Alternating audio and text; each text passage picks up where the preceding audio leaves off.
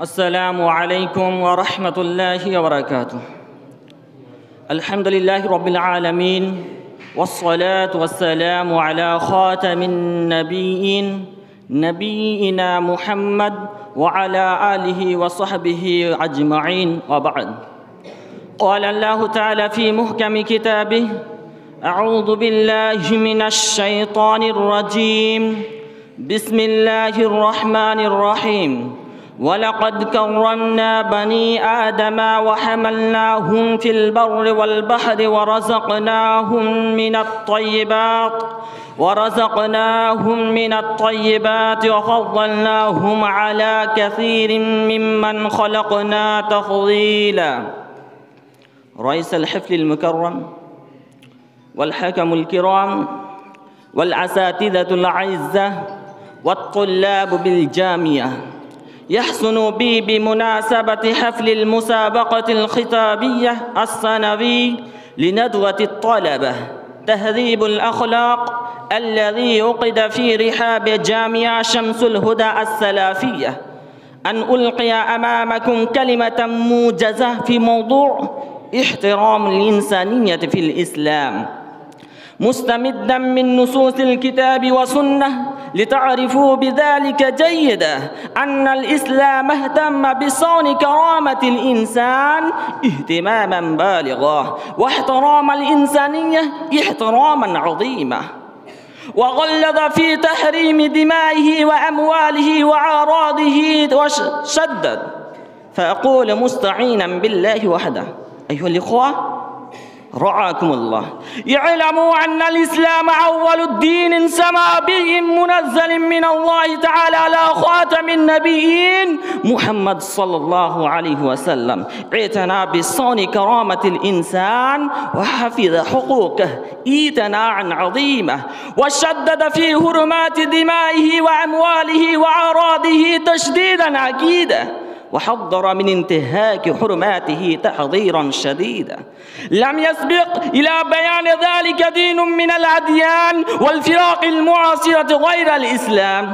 لذا فإذا درسنا التوجيهات الإسلامية السامية وجدنا أن الإسلام لقد صان كرامة الإنسان، مسلما كان أو مشركا، يهوديا كان أو نصرانيا، ونظرا إلى الاهتمام باحترام الإنسانية، وشدد في حرمات دمائه وأمواله وأعراضه تشديدا أكيدا. قال الله تعالى في محكم كتابه: بسم الله الرحمن الرحيم: من أجل ذلك كتبنا من بني إسرائيل أنه من قتل نفسا بغير نفس أو فساد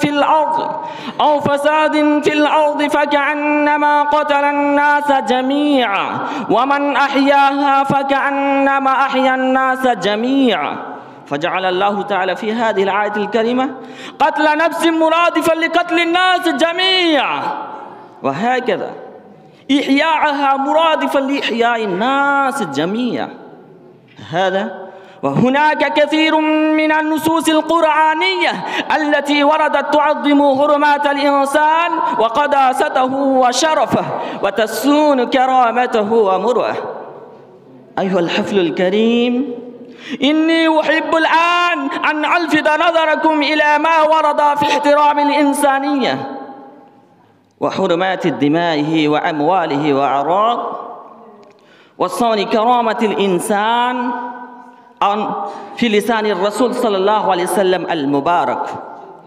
لذا فإذا درسنا السيرة العاطرة في كتب الحديث والسيرة أن الرسول صلى الله عليه وسلم عظم احترم الإنسانية وفخم شأنها واعتنى بصون كرامة الإنسان وشدد في حرمات الدماء والأموال والأعراض، كما نجد أنه صلى الله عليه وسلم قال في حجة الوداع: فإن دماءكم وأموالكم عليكم حرام كحرمة يومكم هذا في بلدكم هذا في شهركم هذا. الحديث.